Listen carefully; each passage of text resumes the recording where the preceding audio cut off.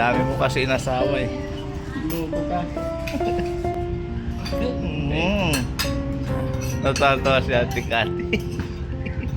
Nag-i-smile siya.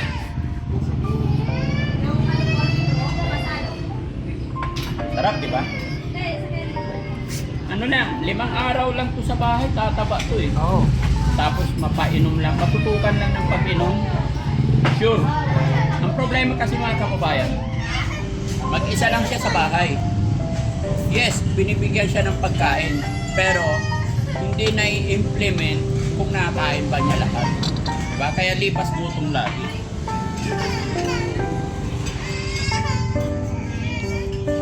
Diba? Naubos niya kanina, ayaw niya talaga. Very good si Ate Cathy. No? Hindi na lang, 2 subo na lang.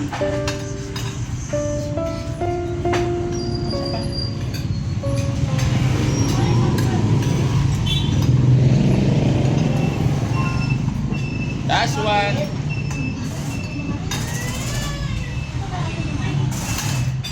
Kailangan upusin natin kasi magalit si Papa Jesus pag may nagtira.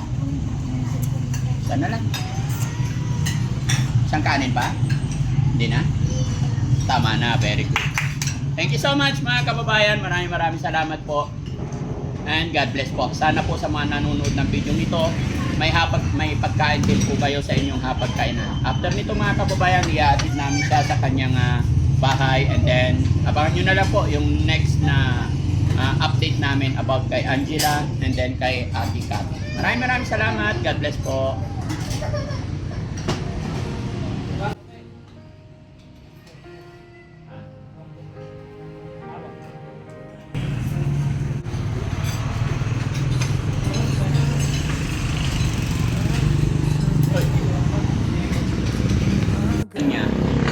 Hanapin na niya yan, kusang kakain na.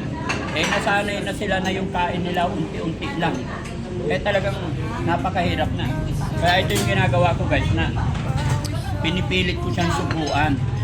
Hanggang sa masanay na naman yung tiyan nila na may ginigiling, hanapin na nila yung pagkain. Diba? Okay. Hindi, isa pa. Oh, para tumaba ka. Ayun, very good. Nanginginig ako. Hindi ako sanay eh.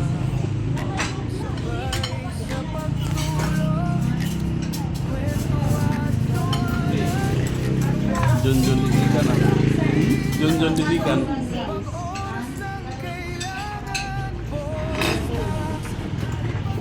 Masarap yun. Kanino? Hindi, tayo po eh. Ay na. Sana lang. Hindi na italak. Hindi na italak pag di mo pusin to. Diba? Sarap. Di mo ginagawa kay Rizky yan ah. Masarap ba magmahal si Daddy? Eh? Masarap ba magmahal si Daddy?